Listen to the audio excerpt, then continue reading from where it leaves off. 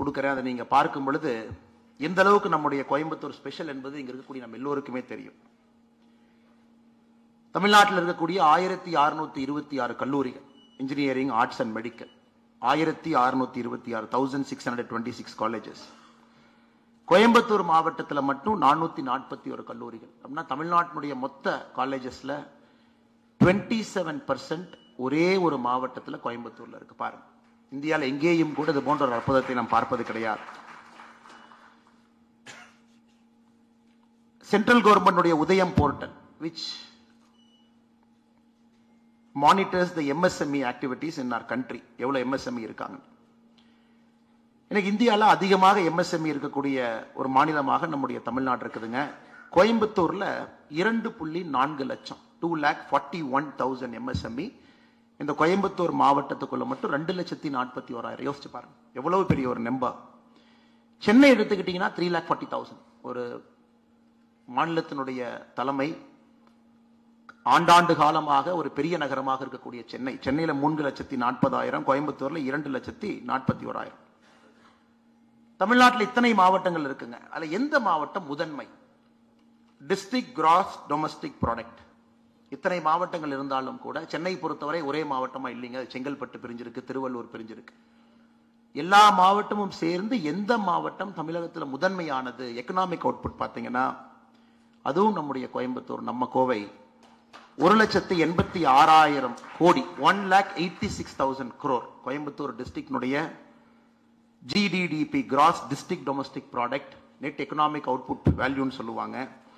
இது தமிழ்நாட்டினுடைய 7.5% GDP. மொத்த தமிழகத்தினுடைய உற்பத்தி திறன் எவ்வளவு இருக்குதுங்க?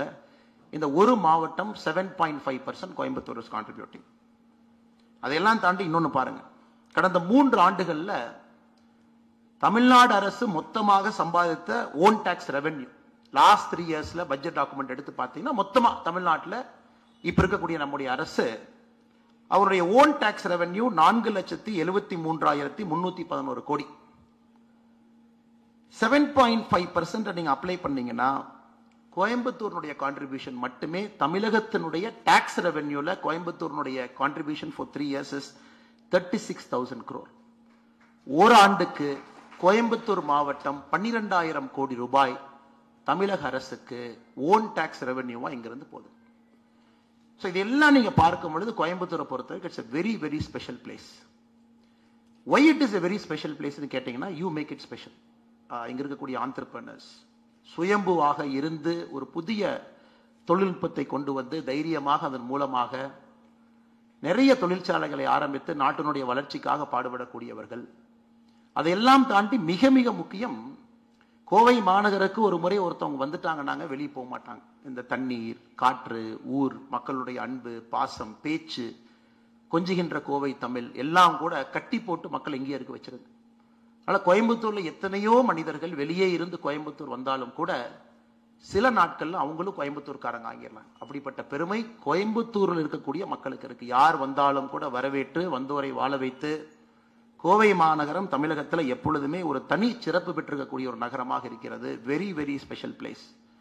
நீங்க யோசிச்சு பாருங்க, 27% ஆஃப் காலேஜஸ் ஒரு டிஸ்ட்ரிக்ட்ல தமிழ்நாட்டில் யோசிச்சு பாருங்க.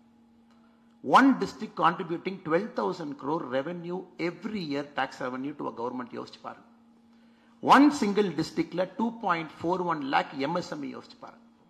இன்னைக்கு இந்த விருது வழங்கும் விழால அதுல இருக்கக்கூடிய எல்லா மனிதர்களையும் அழைத்து அதுல திறன் மேம்பட்டவர்கள், சிறப்பானவர்கள், சமுதாயத்திற்கு ஊக்கத்தோடு பணி செய்யக்கூடியவர்கள், இவர்களுக்கு விருது கொடுப்பதன் மூலமாக இன்னும் நிறைய மனிதர்களுக்கு ஒரு உந்து சக்தி ஏற்படுத்துவதற்காக கோயம்புத்தூர்ல டைம்ஸ் பிசினஸ் அவார்டு இந்த விருது வழங்கும் நிலையில நம்ம இருக்கும். இதுல எல்லா தரப்பட்ட விருதும் கொடுக்குறாங்க. கல்வியிலிருந்து, அது காலேஜா இருக்கலாங்க, ஸ்கூலா இருக்கலாம், மருத்துவமனைகள்ல இருந்து, ரீட்டைல் ஸ்டோர்ஸ்ல இருந்துங்க. இன்னைக்கு குறிப்பா இளைஞர்கள் கோயம்புத்தூரை பொறுத்த வரைக்கும் பார்த்தீங்கன்னா ரொம்ப பாப்புலராக இருக்கக்கூடிய ஒரு ஜாயிண்ட் வந்து ரெஸ்டோ பார்ஸ். எல்லாருக்குமே ஒரு evening that is only place they can go. ஏன்னா வேற எந்த என்டர்டைன்மெண்ட் ஆப்ஷனுமே இல்லாம நம்ம வளர்ந்து கொண்டிருக்கின்றோம். ஒரு பெரிய பப்ளிக் பார்க், ஃப்ரீயா இயற்கையோடு ஒன்று இருக்கக்கூடிய பகுதிகள் எங்கேயுமே இல்லைங்க. இன்னைக்கு இளைஞர்களுக்கு வந்து பெருசா எந்த என்டர்டைன்மெண்ட்டுமே கோவை மாநகரத்தை பொறுத்த வரைக்கும் ஒரு சோசியல் லைஃப், ஒரு சினிமா தியேட்டரை தவிர இல்லாத ஒரு நகரமாக கூட இருக்கும். அதை நாம் எல்லோரும் சேர்ந்து சரி பண்ண வேண்டிய கட்டாயம் நமக்கு இருக்கு. அதையும் அடுத்த 5 ஆண்டுகள்ல அதை நம்ம சரி பண்ணணும். இப்படிப்பட்ட மனிதர்கள் எல்லோரும் வந்திருக்கிறீங்க. அதனால் முதல்ல உங்களுக்கு என்னுடைய நன்றி கலந்த வாழ்த்துக்களை, பாராட்டுக்களை தெரிவித்துக் கொள்கின்றேன். அதே நேரத்தில் நாம் ஒரு இந்தியனாக இருக்கின்றோம். கோயம்புத்தூர் மக்களை பொறுத்தவரை விசாலமான பார்வை இருப்பவர்கள். கோயம்புத்தூர் வளர்ந்துருச்சு, கோயம்புத்தூர் வளர்ந்து கொண்டிருக்கிறது, கோயம்புத்தூர் இன்னும் வளர வேண்டும். இந்த மூன்றில் நம்ம ஒருமித்த கருத்தோடு இருக்கும். இந்தியாவில் என்ன நடக்குது அப்படிங்கிறது உங்களுக்கு சொல்ல வேண்டும் என்பது என்னுடைய கடமை, என்னுடைய கருத்து, என்னுடைய எண்ணம். 2023 கம்ப்ளீட்டட் இயர், ஜனவரியிலிருந்து டிசம்பர் 2023 லாஸ்ட் இயர் எடுத்துக்கிட்டீங்கன்னா, ஒரு நாள் நம்முடைய நாட்டில் 95 ஸ்டார்ட் அப்ஸ் ரெஜிஸ்டர் ஆயிருக்குதுங்க. ஒரே நாள் நம்முடைய நாட்டில் 227 பேட்டன்ட் ஃபைல் ஆயிருக்கு. எவ்ரி சிங்கிள் டே 45,205 பீப்புள், 45,205 பேர் எம்ப்ளாய்மெண்ட் ப்ராவிடன்ட் ஃபண்ட்ல மெம்பரா ரெஜிஸ்டர் ஆயிருக்கிறாங்க.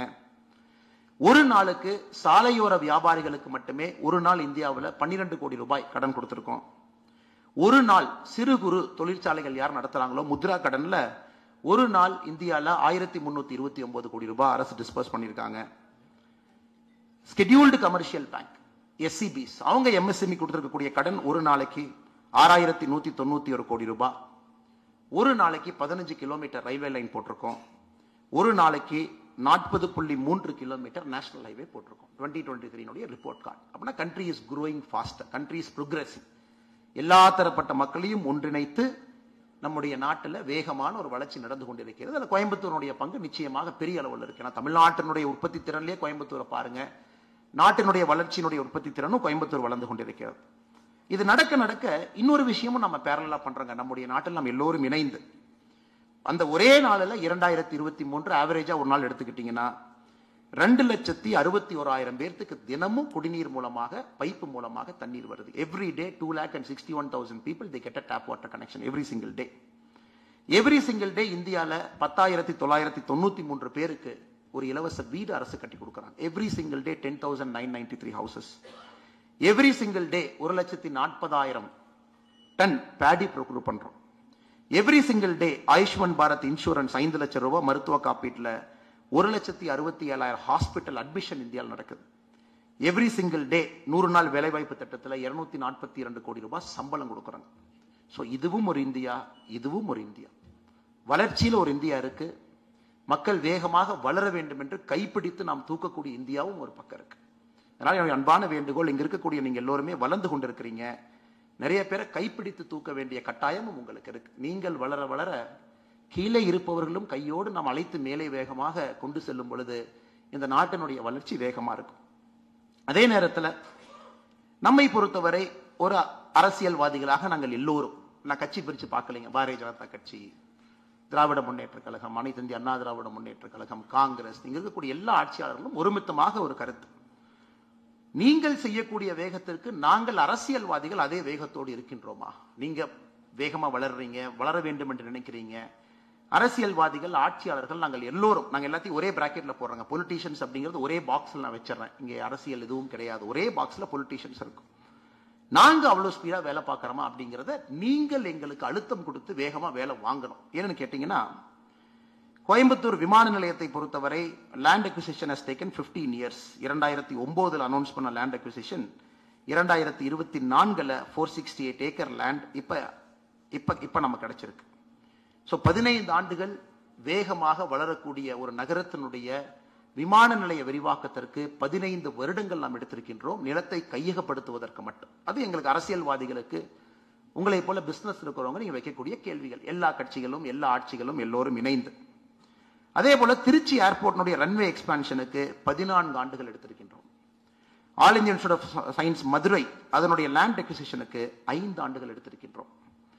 தமிழ்நாட்டில் மொத்தமா சாங்ஷன் ஆகக்கூடிய ரயில்வே ப்ராஜெக்ட்ல இன்னைக்கு வரைக்கும் கடந்த 10 ஆண்டுகள்ல வெறும் 26% மட்டும்தான் லேண்ட் அக்யூர் பண்ணிருக்கோம். இன்னும் 74% அனௌன்ஸ் பண்ண ரயில்வே ப்ராஜெக்ட்டுக்கு நம்ம லேண்ட் அக்யூர் பண்ணாம இருக்கோம்.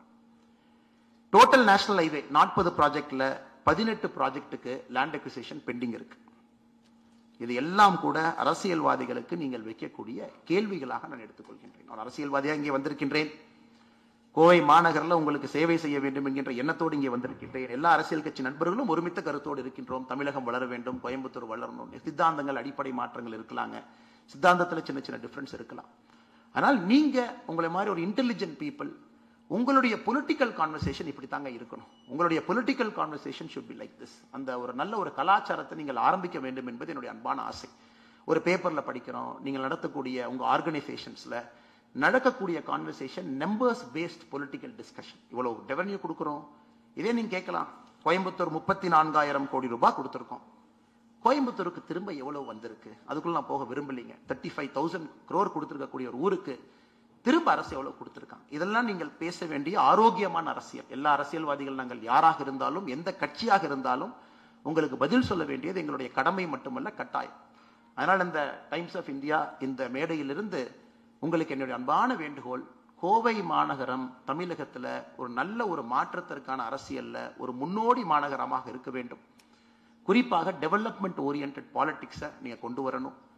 அரசியல்வாதிகளுக்கு அக்கௌண்டபிலிட்டி நீங்க பிக்ஸ் பண்ணணும். நீங்க ஹார்ட் ஒர்க் பண்ற அளவுக்கு நாங்க உங்களுக்கு ஹார்ட் ஒர்க் பண்றோமா? உங்களுடைய குறைகளை வேகமா தீர்க்கிறோமா? உங்களுக்கு நல்ல நவீனமான விமான நிலையத்தை வேகமா கட்டி கொடுக்கிறோமா? மெட்ரோ ட்ரெயின்ல இருந்து வேகமா உங்களுக்கு கொண்டு வந்து சேர்த்துறோமா? இதெல்லாம் உங்களுடைய கேள்விகளாக இருக்க வேண்டும். நீங்க நிறைய கேள்விகள் கேட்க வேண்டும். ஆளும் கட்சி, எதிர்கட்சி, ஆளுகின்ற கட்சி யாராக இருந்தாலும் கூட நீங்க கேள்வி கேட்க கேட்க நாங்க உங்களுக்கு அக்கௌண்டபிள் ஆகும். அதையும் இந்த மேடையிலிருந்து உங்களுக்கு சொல்ல வேண்டும் என்பது என்னுடைய அன்பான ஆசை. வந்திருக்கக்கூடிய எல்லோருக்கும் இந்த நேரத்தில் நெஞ்சார்ந்த நன்றிகளை, வாழ்த்துக்களை தெரிவித்துக் கொள்கின்றேன். You all should be super proud of yourself. காரணம், சாதாரண தனி மனிதனாக நிறைய பேர் இங்கிருந்து உழைத்து, சில நண்பர்கள் எனக்கு எல்லாம் தெரியுங்க, I know some of the people are getting awards today. சாதாரண மனிதனாக இருந்து தட்டு தடுமாறி ஒரு குழந்தை நடப்பதற்கு முன்பு தவழ்ந்து நடப்பதற்கு முன்பு கீழே விழும். அது போன்ற நீங்க எல்லாம் விழுந்து இங்க இருக்கிறவங்க எல்லாமே டே 1 சக்சஸ்ஃபுல் கிடையாது. நிறைய விஷயங்களை பார்த்திருக்கீங்க, அதில் பாதாளத்தை பார்த்திருக்கிறீங்க, லாஸை பார்த்திருக்கீங்க. அதையெல்லாம் தாண்டி எழுந்து நின்று கம்பீரமாக நின்று கொண்டிருக்கிறீர்கள். உங்களுக்கு இந்த மேடை ஒரு அலங்கார மேடையாக இருக்கிறது. இந்த விருதுக்கு பெருமை என்று சொல்வதை விட, உங்களுக்கு பெருமை என்று சொல்வதை விட, உங்களுக்கும் விருதுக்கும் சேர்ந்து கோவை மாநகரத்துக்கு இது பெருமை என்று தான் சொல்ல வேண்டும். உங்களுடைய inspiration, let you produce thousands of good entrepreneurs. ஆயிரக்கணக்கான நல்ல மனிதர்களை கோயம்புத்தூர்ல உருவாக்குங்க. இன்னும் வேகமா வளர்வோம். தமிழகத்திற்கு ஒரு முன்மாடி நகரமாக கோயம்புத்தூர் இருக்க வேண்டும். மறுபடியும் டைம்ஸ் ஆஃப் இந்தியா நிறுவனத்திற்கு என்னை அழைத்ததற்கும், எங்க இருக்கக்கூடிய எல்லா மனிதர்களுக்கும் இந்த மேடையிலே ஒரு கௌரவம் கொடுத்து விருது வழங்குவதற்கும் என்னுடைய நெஞ்சார்ந்த நன்றிகளை தெரிவித்துக் கொள்கின்றேன். நன்றி, வணக்கம்.